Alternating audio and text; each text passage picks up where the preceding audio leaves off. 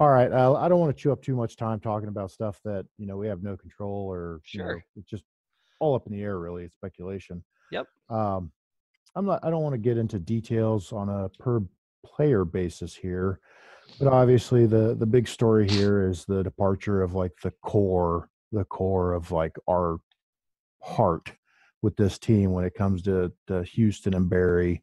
Yes. Add Ford in there because he stepped up late last year and Yeah. he became part of that defensive nucleus that we relied on for years. Hmm. We also saw your favorite Mitch Morse take a step out for Buffalo. Chris Conley signed today. Yes. Now he is finally uh, literally meeting my definition of being a Jag. Uh, Boo. hey, I like that. That's a good I joke. never saw it from him. He uh, workout warrior, but just never translated. I never saw any development. He's a guy who I think belongs on an NFL roster for sure. Yeah, I think he belongs as a third or fourth receiver. exactly. Um, and if he needs to play a ton of snaps, he won't completely let you down. You'll get by. Yep. But it's not the most ideal thing. He's So not a guy you want to pay on a second contract for me.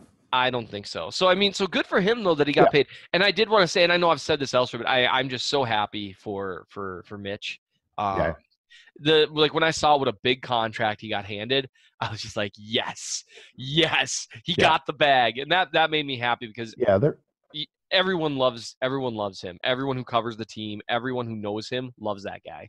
And I think we were all concerned with his health injury. Yep. How that would relate to him continuing on in his career. So I'm definitely happy he's getting to pursue it and getting compensated very nicely for it. Yes, he is.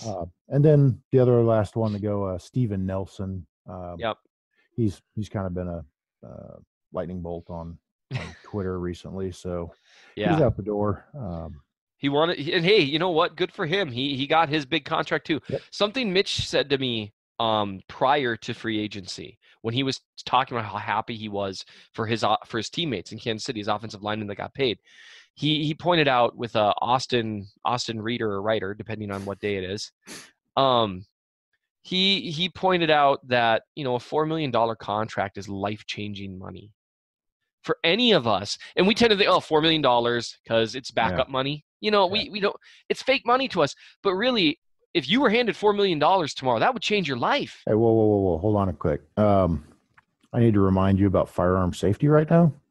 Oh yeah, I have Just something. I'm waving that thing around and pointing it at me, and I'm feeling a little threatened. I'm sorry. I was gonna make a really this is on the floor, and I need something to fiddle around with. And I was gonna make a really tasteless joke when you said Mitch Morse was gone, and then I thought, you know what, that might not be a very funny little miming thing to do. So I bailed on it. I'm a coward. But anyway, so they got. I apologize. I know this is not demonstrating good firearm safety. My 13-year-old would be embarrassed. But it's cool seeing people get life-changing money, including for Nelson. I think he's worked hard for it. He's earned it. And it really is going to be a very different looking defense next year. Yes. I mean, very different, and a very different locker room as well. We don't even really know how the defense is going to shake out yet, if you're just being completely honest. I mean, yeah. Obviously Tyrann Mathieu, the Honey Badger. Tyrann Mathieu. Yeah. The Honey Badger is going to be starting in that secondary.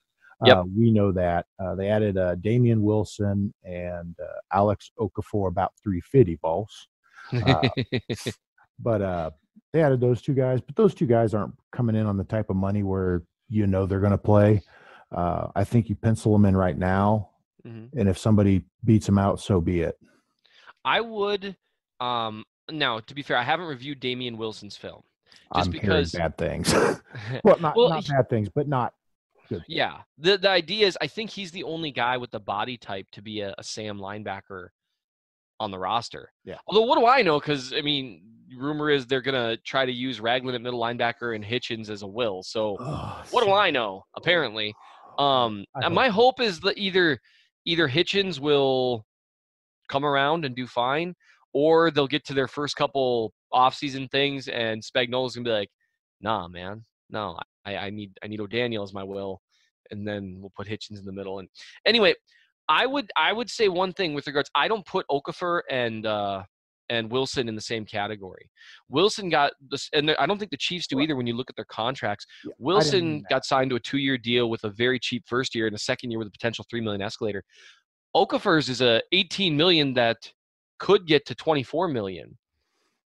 And But that's even over 3 years. but, You're talking a difference of like, 4 or 5 million per year there. but for a defensive end, that is not the type of money that guarantees a guy a spot.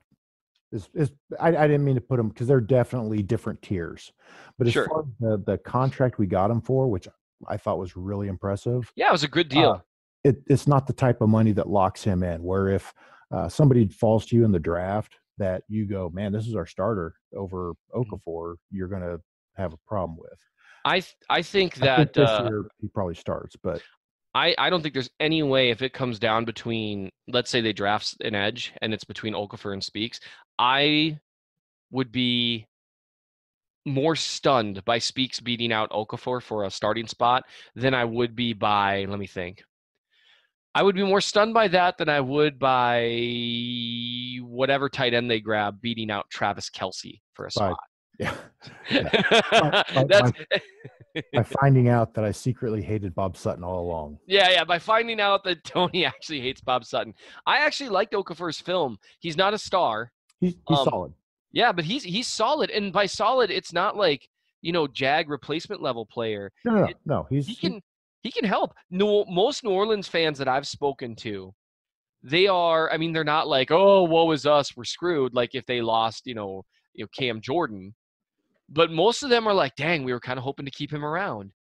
And the interesting thing with that is he tore his Achilles in November of last year, and he was having his best season to date at that point. And then this year, you see in like the first 6-7 weeks, he's kind of getting his feet underneath him, and you see his athleticism improve a little bit to where he's like, maybe half the athlete Ford is instead of like a tenth. And it's kind of, you can see him coming around playing at that solid level. So people look at like PFF grades. Remember, that's like the average of the entire season. And he's still graded out as an above average player. I think he's going to help. I think you can, with a good enough scheme, build a not horrible pass rush around Chris Jones and Okafor. Now, it's going to need the right scheme, but I think you can do something there. And so that made me really happy because they needed someone like that, someone that's actually reliable. All right.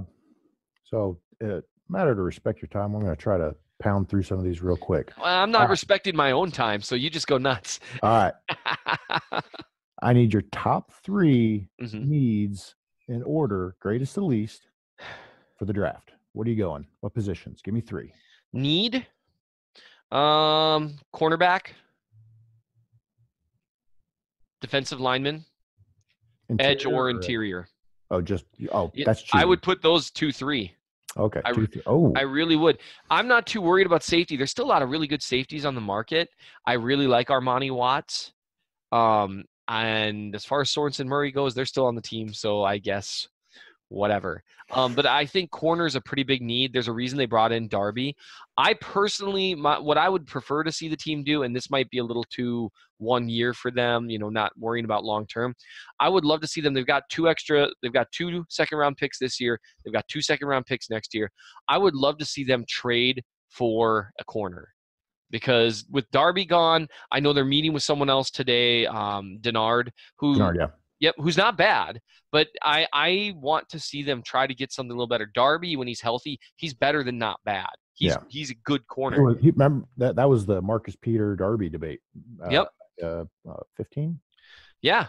And it was a lot of people arguing that, Darby was superior because snap by snap, he was more consistent. Yeah. And he has been throughout his career when healthy. And he seems healthy now.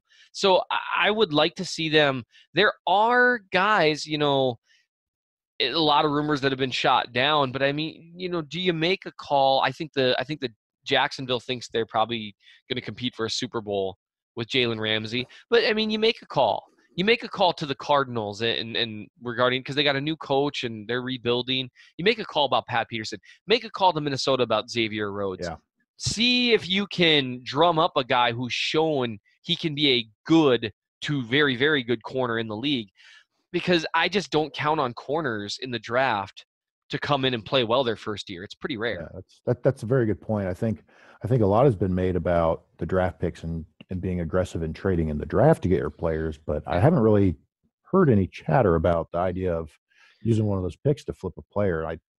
Now that you said that, I'm like, man, that's a Yeah. really good idea. Well, thank you. I was due.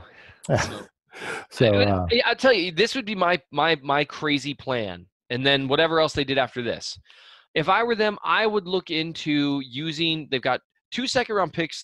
Those are nice assets to work with. Use this year's second-round pick because that'll be considered more valuable right now. Those picks from next year, once you're on draft night, people value them. yeah, And so I would try to trade for a veteran corner, someone who is proven to be a high-level corner in the league. And then I would use the rest of your extra assets to try to trade up on draft night and see if you can't grab Ed Oliver, who a lot of people think might fall. interesting. And then whatever you do after that, I don't give a crap. Draft one of the 28 good tight ends too, and then call it a day. Yeah, I've read your thoughts on tight ends. I know you love them. So There's a lot to unpack there. oh, all right. Hey, So look at you I think we're about respecting to my move day into job enough to not do it. I think we're going to move into the fun part of the interview. All right. Hold on a second. It's getting a little warm in here. Oh, I have boy. my superhero costume on. Oh. See, by day, I'm a middle-aged, slightly overweight sports fan. So by night, I am the athletic. Wow. I don't even have any athletic apparel. Don't? I don't. I keep meaning to ask my editor about sending me some swag, and I keep forgetting. Dude, they literally gave me this for signing up. You sent me the link for like 50 or 60% off, and it came with the free t-shirt. Oh, man, I missed out. That's so cool. So is it high quality? I imagine it is. It's actually a nice shirt. Oh, well, It's of not like course it is. the really heavy ones. It's kind of the lighter weight shirts.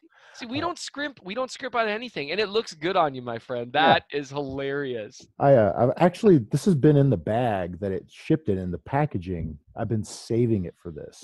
It's been sitting in the UPS packaging, just waiting for this interview. See, and that's one of the wonderful things that happens when you join the Athletic. You can have apparel.